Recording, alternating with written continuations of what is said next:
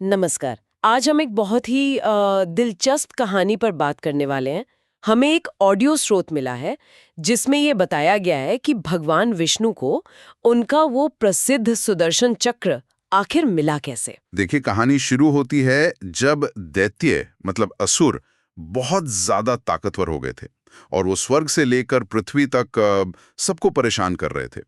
देवता तो स्वाभाविक रूप से परेशान हो गए और पहुंचे भगवान विष्णु के पास, जो सृष्टि के पालनहार माने जाते हैं। लेकिन इस बार मामला इतना गंभीर था कि विष्णु जी के अपने दिव्यास्त्र भी, आप समझिए, उन दैत्यों पर कुछ खास असर नहीं कर पा रहे थे। हाँ, ये बड़ी अजीब स्थिति थी। मतलब विष्णु जी के अस्त्र भी काम नहीं कर रहे थे। बिल्कुल। तब विष्णु ने एक बहुत बड़ा कदम उठाया। उन्होंने सोचा कि मदद के लिए भगवान शिव की शरण ली जाए। ये बात अपने आप में काफी अनोखी है ना? पालनहार का संहारक के पास जाना। सही कहा। ये दिखाता है कि कैसे मतलब दिव्य शक्तियां भी संतुलन के लिए एक दूसरे पर निर्भर करती हैं। विष्णु, जिन्हें हम सर्व सक्षम मानते हैं, उनका शिव की आराधना करना यह बताता है कि समस्या कितनी विकट थी और शायद उसका हल सिर्फ शिवजी के पास ही था। किसी विशेष शक्ति की जरूरत थी। हाँ, तो कहानी ये बताती है कि विष्णु कैलाश पर्वत पहुंचे और उन्होंने शिवजी की पूजा शुरू की। और तरीका भी बड़ा खास था। वो शिव के 1000 नामों का मतलब सहस्र नाम का जाप करते और हर नाम के साथ एक कमल का फूल चढ़ाते। हाँ, 1000 नाम, 1000 कमल, ये भक्ति का एक बहुत गहरा तरीका है। बिल्कुल। और यहीं पर कहानी में एक कह सकते हैं नाटकीय मोड़ आता है। भगवान शिव ने सोचा कि विष्णु की भक्ति की परीक्षा ली जाए। उन्होंने चुपके से उन 1000 कमलों में से एक कमल गायब कर दिया। अच्छा, ये वाकई एक निर्णायक पल था। अब इसे शिव की माया कहें या लीला, विष्णु जी को पूजा पूरी करते समय ही एहसास हुआ कि एक कमल कम है। और कमाल की बात यह है कि स्रोत बताता है कि उन्होंने पूरी पृथ्वी छान मारी, लेकिन वो कमल कहीं नहीं मिला। हाँ, जाहिर है ये सिर्फ एक फूल की बात तो थी नहीं, ये उनके संकल्प की परीक्षा थी। बिल्कुल। और तब अपनी पूजा अधूरी न छोड़ने के इरादे से विष्णु ने वो किया जिसने शायद शिवजी को भी हैरान कर दिया होगा, क्योंकि उनकी एक आंख को कमल नयन कहा जाता है, मतलब कमल के समान सुंदर। उन्होंने अपनी वही आंख निकालकर शिवजी को अर्पित कर दी। सोचिए जरा। अरे बाप रे, ये तो भक्ति और त्याग की पराकाष्ठा है।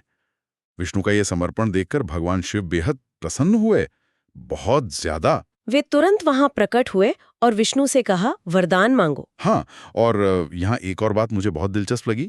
विष्णु जी ने सीधे कोई हथियार या शक्ति नहीं मांगी। सही। उन्होंने पहले विनम्रता से अपनी पूरी स्थिति बताई। हाँ, ये उनके चरित्र की गहराई दिखाता है। उन्होंने पहले अपनी समस्या रखी। उन्होंने समझाया कि देखिए कैसे दैत्यों ने जगत में हाहाकार मचा रखा है, देवता दुखी हैं, प्रजा त्रस्त है और मेरे अपने अस्त्र भी वो काम नहीं कर पा रहे। उन्होंने साफ कहा कि इसी मुश्किल के हल के लिए वो शिव जी की शरण में आए हैं। बिल्कुल। और इसी निस्वार्थ भाव, इस स्पष्ट निवेदन और उस चरम त्याग को देखकर ही भगवान महेश्वर ने उन्हें अपना सबसे शक्तिशाली, वो तेजस्वी सुदर्शन चक्र प्रदान किया। ये सिर्फ एक हथियार देना नहीं था, मुझे लगता है नहीं। ये विष्णु की भक्ति और शिव की कृपा का प्रतीक बन गया। सही कहा। और ये भी जानना दिलचस्प है कि सुदर्शन चक्र सिर्फ विनाश का प्रतीक नहीं है। हाँ, वो धर्म और व्यवस्था की रक्षा का भी प्रतीक है। शायद इसीलिए ये उन दैत्यों के खिलाफ सबसे सही अस्त्र था जो व्यवस्था को ही भंग कर रहे थे। तो फिर हमें पता चलता है कि इस दिव्य चक्र को पाते ही विष्णु जी ने बड़ी आसानी से उन महाशक्तिशाली दैत्यों का संहार कर दिया। जगत में फिर से शांति आ गई, देवता सुखी हुए और स्वयं विष्णु को भी वो अनोखा अस्त्र पाकर कह सकते संतोष मिला। ये कथा हमें भक्ति की असीम शक्ति तो दिखाती ही है, और ये भी कि लक्ष्य प्राप्ति के लिए कितना दृढ़ निश्चय और त्याग जरूरी हो सकता है। एक और बात, श्रोत के आखिर में ऋषिगण उन 1000 नामों के बारे में भी जानना चाहते हैं जिनसे शिव प्रसन्न हुए थे। हालांकि वो लिस्ट इस ऑडियो अंश में नहीं है, पर यह इशारा करता है कि भक्ति का तरीका, वो साधन भी उतने ही महत्वपूर्ण है जितनी भावना। तो इस पूरी चर्चा से जो बात साफ उभर कर आती है वो यही है कि भगवान विष्णु की वो अटूट भक्ति और वो चरम त्याग, अपनी आंख अर्पित कर देना, वही कुंजी बनी जिससे उन्हें वो दैवीय शक्ति सुदर्शन चक्र मिला और वे दुनिया में धर्म और व्यवस्था फिर से स्थापित कर पाए।